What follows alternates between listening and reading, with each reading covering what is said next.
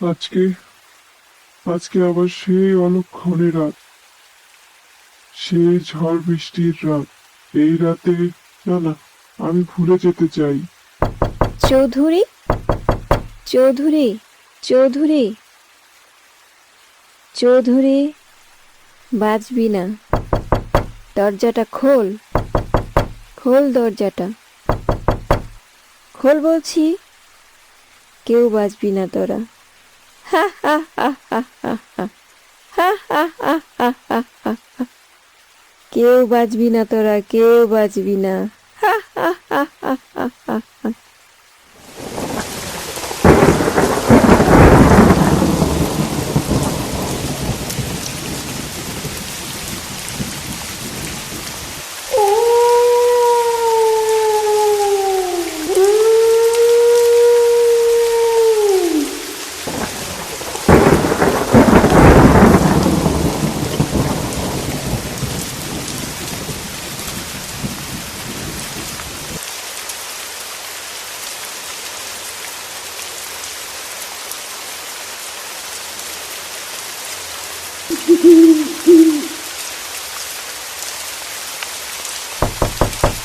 হাবিব, হাবিব, হাবিব।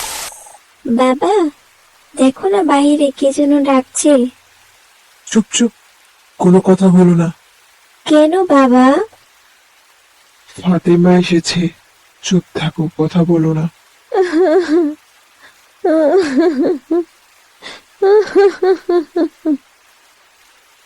আমায় ওরা বাঁচতে দেয়নি হাবিব, আমায় ওরা বাঁচতে দেয়নি।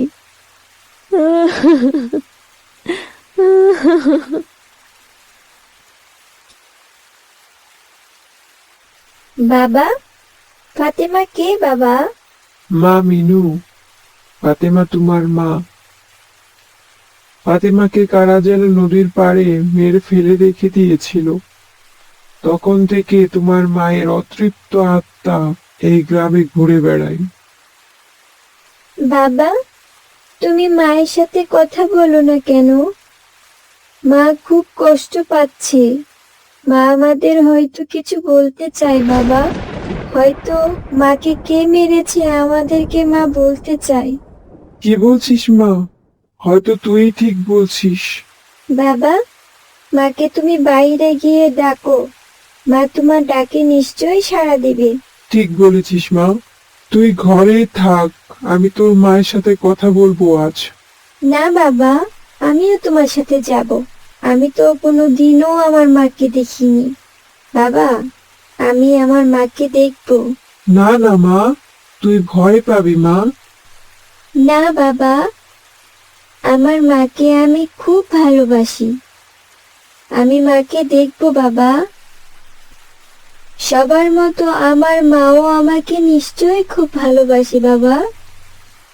হ্যাঁ মা, তোকে তোর মা খুব ভালোবাসতো। ঠিক আছে, চল মা, তোর মায়ের সাথে কথা বলবো। হাবিব আর মিনু দুইজনে মিলে সেই নদীর ধারে গিয়ে ফাতেমাকে ডাকলো।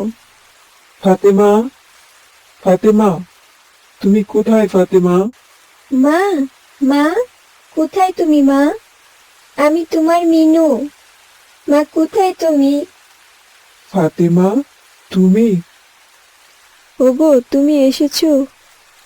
আমি তোমাকে কতবার ডেকেছি তোমাকে কিছু বলার জন্য। আমার ভুল হয়ে গেছে ফাতেমা, তুমি রাগ করো না। মা, মা গো, তুমি আমার মা। আয় মা, আমার বুকে আয় মা। ফাতেমা, তোমার এই অবস্থা কিভাবে হলো? কে তোমার এই অবস্থা করেছে? তুমি আমাকে একবার বলো শুধু, আমি তাকে ছাড়বো না। ওই চৌধুরী আর তার চেলা মিলে আমার এই অবস্থা করেছে। চৌধুরী আমাকে বিয়ের আগে থেকেই পছন্দ করত, কিন্তু ওই বদমাস চৌধুরীর সাথে আমার বাবা বিয়ে না দিয়ে তোমার সাথে আমাকে বিয়ে দেয়। সেই সময় থেকে এই বদমাসটা আমাকে মেরে ফেলার পরিকল্পনা করে। একদিন তুমি শহরে যাও কোনো কাজে, আমি মিনুকে ঘরে তার দাদির কাছে রেখে নদীতে আসি খাবার জন্য পানি নিতে। হঠাৎ খুব ঝড় বৃষ্টি শুরু হয়। আমাকে হঠাৎ কারা যেন মুখ চেপে চৌধুরীর কাছে নিয়ে যায়। যখন আমার জ্ঞান ফিরে, আমি তখন চৌধুরী আর তার চেলা কাসেমকে দেখি। ওরা নিজেদের মধ্যে ষড়যন্ত্র করছে আমাকে মেরে ফেলার। রাত তখন খুব গভীর। আমি কোনো মতো সেখান থেকে পালাতে যাই। তখন কাসেম দেখে ফেলে। এরপর দৌড়ে বাইরে বেরিয়ে আসি। বাইরে তখন প্রচুর ঝড় হচ্ছে, ঘন ঘন বিদ্যুৎ চমকাচ্ছে। আমি দৌড়াই নিজের জীবন বাঁচানোর জন্য। ওই বদমাশ চৌধুরী আর কাসেম ওরাও আমার পিছু নেয়। আমি দৌড়াতে দৌড়াতে এই নদীর পাড়ে এসে এই গাছটার সামনে পড়ে যাই। তখন ওই বদমাশ চৌধুরী আর তার চেলা কাসেম মিলে আমাকে এই গাছের সাথে ঝুলিয়ে মারে। মা, বাবা, তোমরা চৌধুরীকে শাস্তি দাও। যে আমার মায়ের আদর থেকে বঞ্চিত করেছে, তার শেষ পরিণতি ভয়ঙ্কর হতে হবে। আমার কাছে একটা উপায় আছে ওই বদমাশটাকে শায়েস্তা করার জন্য। কি উপায় মা? চৌধুরীর ছেলে আর আমি একই স্কুলে পড়ি। রবিন আমার খুব ভালো বন্ধু। আমি তাকে আমার সাথে এই নদীর পাড়ে নিয়ে আসব। বাবা, তুমি গিয়ে চৌধুরীকে বলবে যে চৌধুরী সাহেব, আপনার ছেলেকে দেখলাম নদীর পাড়ে বট গাছের নিচে একটা মহিলার সাথে গল্প করছে। আমি অনেক ডাকাডাকি করলাম, কিন্তু সে শুনলো না। কি বলছিস হাবিব? আমার ছেলেকে নদীর পাড়ে কিভাবে দেখবি? সে তো ঘুমাচ্ছে। না না, এ হতে পারে না। আমার ছেলেকেও মেরে ফেলবে। কাশেম, এক্ষুনি চল। কিন্তু চুপ কর, আমার ছেলের জীবন আগে। এই বলে তারা তিনজন দৌড়ে দৌড়ে নদীর পাড়ে গেল। রবিন, রবিন বাবা, সরে আয় বাবা, ওখান থেকে সরে আয়। বাবা, দেখো এই কাকিমাটা খুব কষ্ট। হা হা হা হা হা হা। চৌধুরী, তুই এসেছিস। আমি এই দিনের অপেক্ষায় ছিলাম। তোরা দুজন অনেক পাপ করেছিস। আজকে তোদের পাপের শাস্তি আমি নিজের হাতে দিব। ওরে বাবা রে, আমি পালাই। তখনই ফাতেমা কাসেমকে গলা ধরে উপরে উঠিয়ে নদীতে ছুঁড়ে মারল। আর বড় বড় ঢেউ এসে কাসেমকে ডুবিয়ে দিল।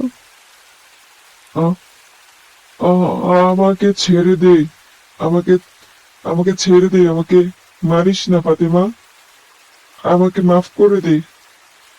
আমার ভুল হয়ে গেছে, আমাকে মাফ করে দে ফাতেমা। ভুল? ভুল নয়, তুই পাপ করেছিস। তুই পাপী।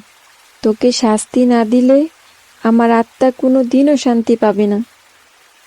তুই আমার ছোট মেয়েকে এতিম বানিয়েছিস। তোর কোনো মাফ নেই। চৌধুরী, আজকে তোর শেষ দিন। এই বলে ফাতেমা চৌধুরীকে গলা চেপে ধরে। এরপর গাছের দিকে তাকায়। গাছ থেকে একটা রশি এসে চৌধুরী গলায় ফাঁসি দেয়। চৌধুরী মরে যায়।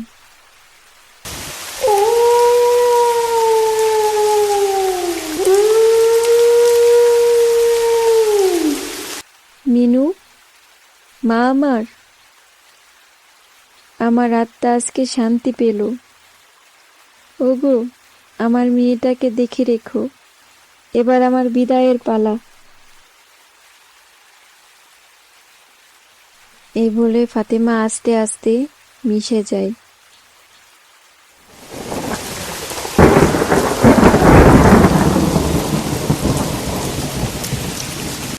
এরপর থেকে আর ঝড়ের রাতে ফাতেমার ডাক শোনা যায় না।